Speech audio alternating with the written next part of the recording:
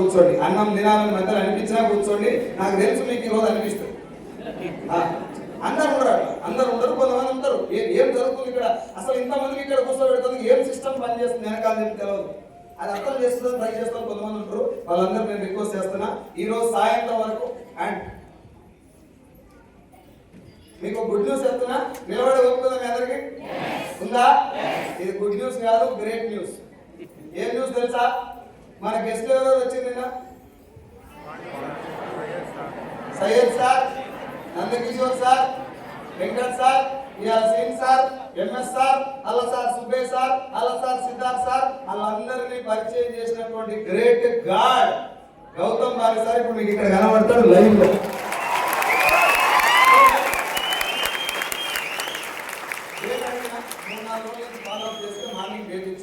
ఒక 10-15 నిమిషాలు నేను అక్కడ ఏమంటారు సార్తో మాట్లాడుకుంటా. అది సెట్ కాగానే ఈ ప్రోగ్రామ్ ఎంత మధ్యలో ఉన్నా కూడా అది ఆపి సార్ని కరెక్ట్ చేద్దాం. ఓకే,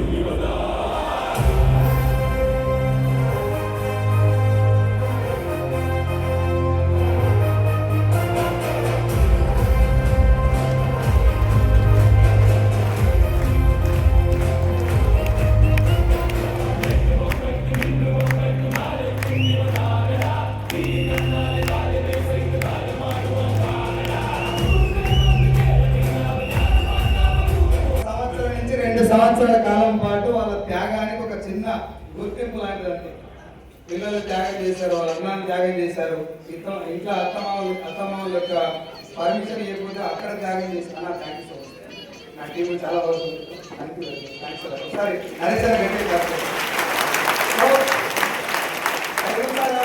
ఆస్తి ఏంటి సార్, మీ ఆస్తి ఎంత అంటే వాళ్ళు ఉన్న వాళ్ళందరూ ఆస్తి. అదే ఒకప్పుడు ఎంఎస్ఆర్ గారు మీటింగ్ నేను తీసుకుపోయేటప్పుడు వాళ్ళని కొన్నిసార్లు చెప్తుంటారు, కానీ చాలా సార్లు ఒక మాట చెప్తే కూడా జవదానికి కూడా రావటం వల్ల వాళ్ళ కుటుంబాలు ఎన్ని బాధలు ఉన్నాయి, ఎంతమంది నొప్పిస్తున్నారు, ఎంత ఇబ్బంది పడదో తెలియదు. కానీ బూట్ క్యాంప్కి 11 బస్సులు ఇంటికి పెట్టుకొని పోతే బస్సు ముందర వరకు ఆర్టీసీ బస్సు ఎట్లుంటే డోర్ ఉంటాయి కదండి. నేను సత్యం సార్ ముందర కూర్చున్నాం, వాన పడుతుంది, ఫుల్ వాన పడుతుంది, అన్ని చూస్తున్నాం. లోపల మొత్తం ఆటలు ఉన్నాం, మేమిద్దరం అడ్డం కూర్చొని అలా వాన పడకుండా తీసుకొని వచ్చాం. భయం అట్లుండే మాకు, భయం అట్లుండేదానికి ఆడపిల్ల తీసుకోవాలి ఇంటికాడికి వెళ్ళి వాళ్ళు సేపు ఇంటికి పోవాలి అని. ఇంకో భయం ఏంటంటే ఇప్పుడు దెబ్బతిన్నట్టు ఫ్యూచర్ నిలబడదు. ఇప్పుడు మీకు ఇక్కడ రూమ్ ఉంది, బస్సులు కట్టుకొని రావాల్సినంత దూరాలు కూడా లేవు, కొంతమందికి ఉన్నాయి, అందరికి లేవు. అన్ని సౌకర్యాలు ఉన్నాయి. వాళ్ళ కోటప్పకుండా 290 కిలోమీటర్లు కనీసం ఫుడ్ కూడా లేకుండా ఉండేవాళ్ళు చాలాసార్లు. మేము వస్తే టిఫిన్ అయిపోయింది, కానీ నిలబడ్డాం ఎందుకు అని అంటే ఏదో జరగబోతుంది మన మంచి భవిష్యత్తు. ఆ మంచి ఏంటంటే